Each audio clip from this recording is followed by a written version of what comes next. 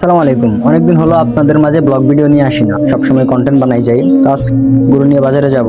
ওই বাছুরটা আলহামদুলিল্লাহ অনেকটাই বড় হয়ে গেছে, তাই আমি গাভী গরু সব ছেড়ে দিব আস্তে আস্তে। সব যেহেতু ষাঁড় গরু পালার সিদ্ধান্ত নিয়েছি, ষাঁড় গরু পালবো আর গাভী গুলো আস্তে আস্তে ছেড়ে দিব। এই গাভীটা 4 মাসের প্রেগনেন্ট, যে গাভীটা নিবো, যে লাল গাভীটা, এটা প্রায় 4 মাসের প্রেগনেন্ট। আলহামদুলিল্লাহ দেখতে শুনতে অনেকটা ভালো, অনেকটাই চেঞ্জ হয়ে গেছে। অনেকদিন ধরে তো দেখতেছেন। তো বাজারে নেওয়ার জন্য সুন্দর করে গোসল করে নিলাম, নেওয়ার পরে আবার ওটা শরীরে তেল লিখে নিলাম যাতে একটু সুন্দর দেখা যায়। এমনিও আমি সবসময় প্রায় সময় এগুলো করি। গরু যত সুন্দরভাবে রাখা যায় ততই দেখতেও ভালো লাগে। আমি যত ষাঁড় গরু কিনবো তাই এটা সেল করে দেবো, তো রাখা যায় না, সব তো ছাড়তেই হবে। আমার যেহেতু শখের গরু, তাও ছাড়তে হইতেছে।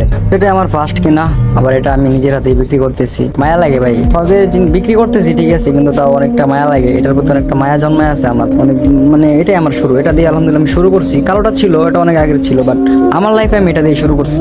সবশেষ হাজারো মায়া থাকলে খামার চালাতে হলে তো অবশ্যই ছাড়তে হবে। সব গরু তো হাজার শখ থাকলেও রাখা যায় না। বাজারে গেলাম, বাজারে ঢোকার পরে আবার বাঁশের পাতা নিয়ে নিয়েছিলাম আমি সাথে করে, অল্প করে খাওয়ানোর জন্য। সবশেষ আলহামদুলিল্লাহ গরুটা বিক্রি হইলো। সবাই দোয়া করবেন যেন আপনাদের মাঝে থাকতে পারি, কিছু মাঝে মাঝে শেয়ার করতে পারি। সবাই ভালো থাকবেন, আল্লাহ হাফেজ।